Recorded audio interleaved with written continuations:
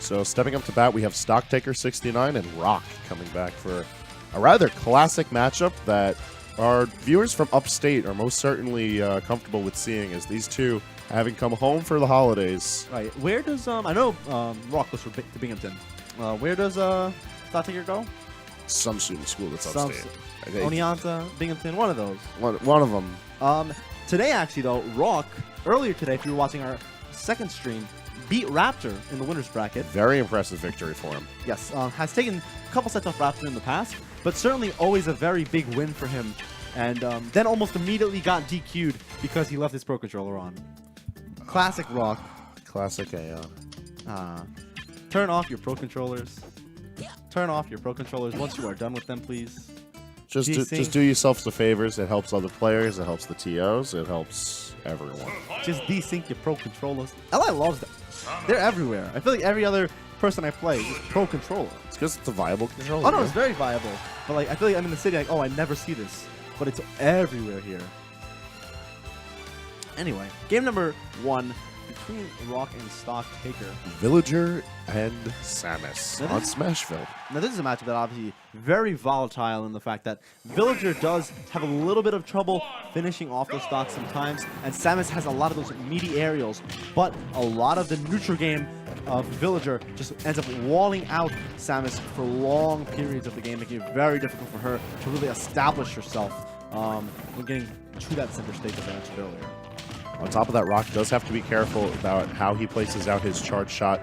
If Stocktaker does manage to utilize Pocket for the purpose of getting one of those projectiles, it could blow up on Rawk very easily. However, Rawk's of course aware of that and is going to use a lot of that that Z air to just sort of block a lot of the space, take up a lot of that space that otherwise would be occupied by projectiles, and often contest with Stocktaker.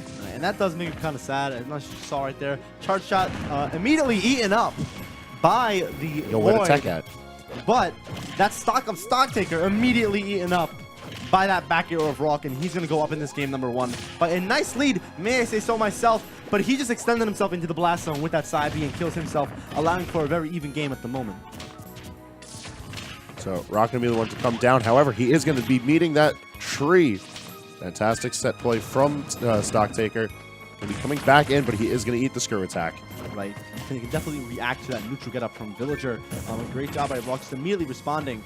Not getting all those hits, though, definitely could be wanting to get more damage there. Unfortunate for him in that case, just because of how much damage Stocktaker is going to get off the smallest interactions and neutrals with all those forward airs and back airs. I do like this aggressive use of screw attack, however. It's allowing Rawk to consistently reset into neutral, get tiny bits of damage, and as these percentages, never mind, down air. Best down air in the game. Get birdie. Okay, Stocktaker was in lag, and he was just like, okay, I guess I'm going low now after Lloyd, because Lloyd actually has a significant amount of lag. Yes, it does. And people give Villager a little bit too much credit when it's actually Lloyd. It's like, oh god, I have to be so safe. Like, no, run up and grab her. And it's just like, this is so much lag. But in Rawk, see why you got to tell the audience that. Hey, I'm sorry, man. You made Villager. I'm feeling offended, but it's okay. Stocktaker, we got the run back on Smashville. Let's see if any adaptations from allow to run it back on Rawk. All right, and I think Rawk definitely very aware in the matchup. This is a matchup, and as you mentioned earlier, they do play quite often, as they are both upstate. And previous, I think, were both on Long Island.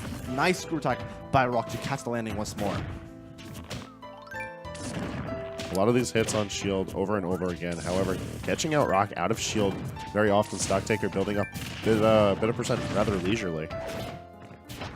Almost catches that roll in with the nair. Would have allowed Rawk to maintain stage control. However, getting forced to the ledge right now, unable to get off, and that back air very safe on shield. Very difficult for Villager to even get any sort of punish on, or even move out of it. Ooh, making it back. One thing I've noticed from Stocktaker throughout the set, though, that I actually really enjoy about his take on this particular matchup, he's using a lot of Void Rocket for the sake of shielding against Rawk's projectiles, and that'll work against everything but the fully charged charge shot, which, if Rawk fires off into the blast zone, shouldn't be much of an issue. Right, and the thing is, with you cannot B-reverse that move, as it were. Cross-off is one of those odd abilities that you can't, for whatever ungodly reason, and unfortunately for Rawk, does end up costing him his charge shot right there. However, sitting at tied percentages right now, Stocktaker not able to hold stage control well just off the basis that Samus does not care for these spacing options that Villager has to offer. And I am definitely waiting for that charge shot from Rawk right now, but doesn't need it. A little bit of miss DI on the up air. And in fact, I think it may have been a cross-up by Rawk, crossing up that DI and allowing him to get that stock away from Stocktaker. But the cross-up by Stocktaker almost allows him to take Rawk off the screen. That F smash is so bad. Yeah. That makes me sad. I mean, hey, remember when Samus couldn't connect jab 1 to jab 2? Oh, you're right. Those She were still good can. Those were the good days. You still can.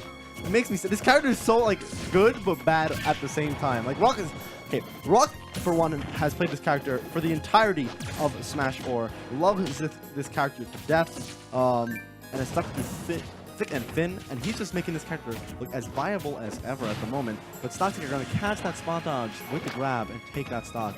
60% at the moment as extra credit for Rawk. Well, Rawk's certainly looking to end it now, setting out one of the missiles, but not going to do much, but occupy a little bit of space. That shield was almost done. He slid off the platform. Very actually unfortunate for Rawk. If he was forced to stay on the stage right there, his shield may have actually broken just from all the shield stun he was on. And nothing you could do about that, but Stocktaker still alive at 97%.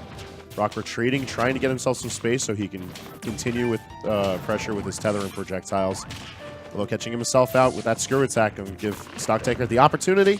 No shield break, no further pressure with the tree, but there is a chop in it. And with Axe in hand and ridiculous bit of rage, people don't realize Axe want to be fast. Oh, what? All right. Huh? No one would have known to tech that. Humana? No one would have known to tech that.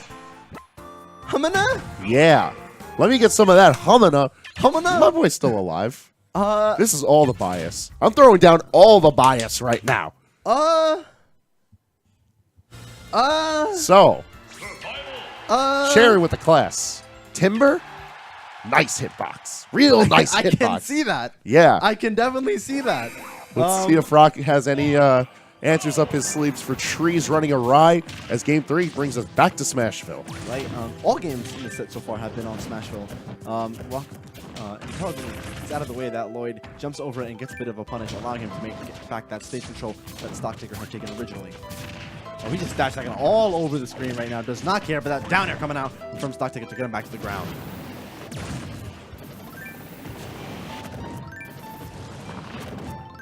The wall presenting itself right in front of Rawk, and him not really responding, just sort of reciprocating whatever efforts are going through. However, oh, that's super safe on shield. Definitely very difficult for Samus to punish, especially from behind, because of all her hitboxes being so slow. the jab managing to interrupt the beginning of the screw attack.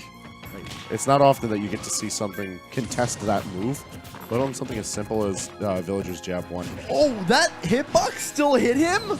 This is like a lesson today. We're learning about all these hitboxes in Smash 4. So, yeah, I guess the cannon has like some knockback to it, so... Oh, and yeah, Stocktaker needs to watch shield. Another back air or two will definitely end it. However, an up air for Stocktaker will end that stock. Roll the dice. Roll the dice. It actually is, in fact, did a little bit of research on this. It is actually, in fact, a higher chance to get the 3 hits. It is a 40-30-30 split, as it were. So you're not really rolling the dice. It's the loaded dice. The loaded dice.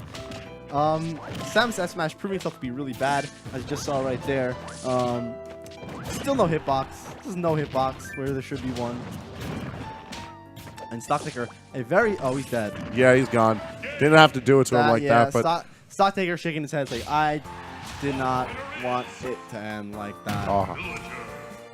He resonates with his